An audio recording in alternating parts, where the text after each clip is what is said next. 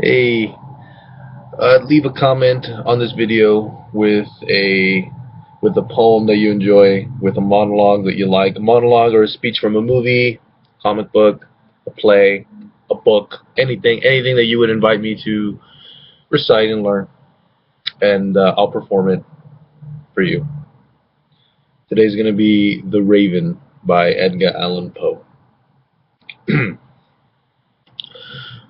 Once upon a midnight dreary, while I pondered weak and weary over many a quaint and curious volume of forgotten lore, while I nodded, nearly napping, suddenly there came a tapping, as of someone gently rapping at my chamber door.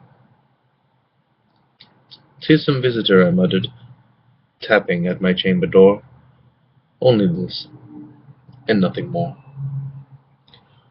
Ah, distinctly I remember. It was in the bleak December, and each separate dying ember wrought its ghost upon the floor. Eagerly I wished the morrow, vainly I had sought to borrow from my books surcease of sorrow, sorrow for the lost Lenore, for the rare and radiant maiden whom the angels name Lenore, nameless here forevermore. And the silken, sad, uncertain rustling of each purple curtain thrilled me, filled me with fantastic terrors never felt before, so that now, to still the beating of my heart, I stood repeating, "'Tis some visitor entreating entrance at my chamber door. Some late visitor entreating entrance at my chamber door. This it is, and nothing more." Presently my soul grew stronger, hesitating then no longer. "Sir," said I, "O madam, truly your forgiveness I implore.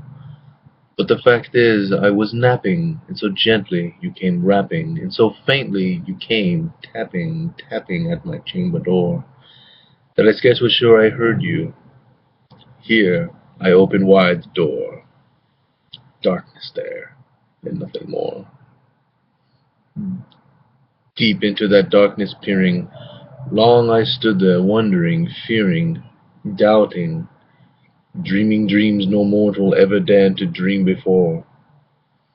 But the silence was unbroken, and the stillness gave no token, and the only word there spoken was the whispered word. This I whispered, and an echo murmured back the word Lenore. Merely this, and nothing more. Back into the chamber turning, all my soul within me burning, soon again I heard a tapping somewhat louder than before. "Surely," said I, "surely this is something at my window lattice. Let me see then what thereat is, and this mystery explore. Let my heart be still a moment, and this mystery explore. 'Tis the wind, and nothing more." Open here I flung the shutter, when with many a flirt and flutter in there stepped a stately raven of the saintly days of yore. Not the least obeisance made he, not a minute stopped nor stayed he, but with mine of lord or lady perched above my chamber door, perched upon a bust of Pallas just above my chamber door, perched and sat, and nothing more. Then this ebony bird beguiling my sad fancy into smiling, straight I by the grave and stern decorum of the countenance it wore. "Though thy crest be shorn and shaven, thou," I said, "art sure no craven, ghastly, grim, and ancient raven wandering from the nightly shore. Tell me what thy lordly name is on the night's Plutonian shore." Quoth the raven, "Nevermore." Much I marveled this ungainly fowl to hear discourse so plainly, though its answer little meaning, little relevancy bore.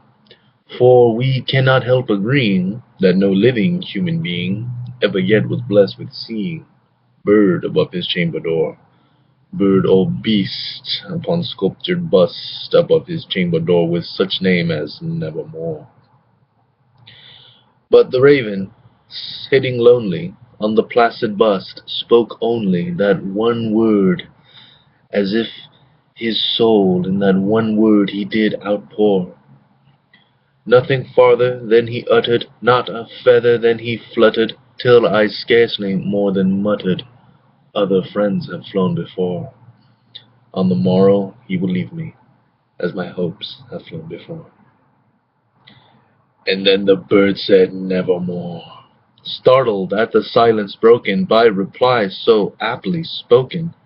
"Doubtless," said I, "what it utters is its only stock and store, caught from some unhappy master, whom unmerciful disaster followed fast and followed faster, till his songs one burden bore, till the dirges of his hope that melancholy burden bore, that nevermore." But the raven, still beguiling my sad fancy into smiling, straight I wheeled a cushioned seat in front of bird and bust and door. Then, upon the velvet sinking, I betook myself to linking fancy unto fancy, thinking what this ominous bird of yore, what this grim, ungainly, ghastly, gaunt, and ominous bird of yore meant in croaking nevermore. This and more I sat engaged in guessing, but no syllable expressing to the fowl, whose fiery eyes now burned into my bosom's core. This and more I sat divining, with my head at ease reclining on the cushioned velvet lining that the lamplight gloated over, but whose violet velvet lining and the lamplight gloating o'er she shall press, nevermore. Then methought the air grew denser, perfumed by some unseen censer, swung by seraphim whose faint footfalls tinkled on the tufted floor. "Wretch," I cried, "thy God has lent thee, by these angels he has sent thee, respite, respite, and nepenthe from thy memories of Lenore. Quaff, oh quaff this kind nepenthe, and let me forget the lost Lenore." Quoth the raven, "Nevermore."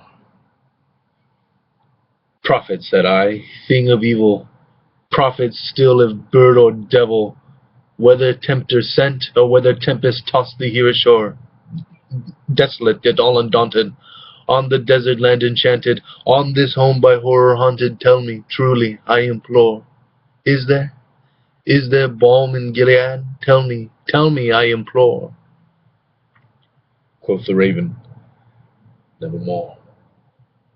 "Prophet," said I, "thing of evil, prophet still if bird or devil, by that heaven that bends above us, by that God we both adore, tell this soul with sorrow laden, if within the distant Aidenn it shall clasp a sainted maiden, whom the angels named Lenore, clasp a rare and radiant maiden, whom the angels named Lenore." Quoth the raven, "Nevermore."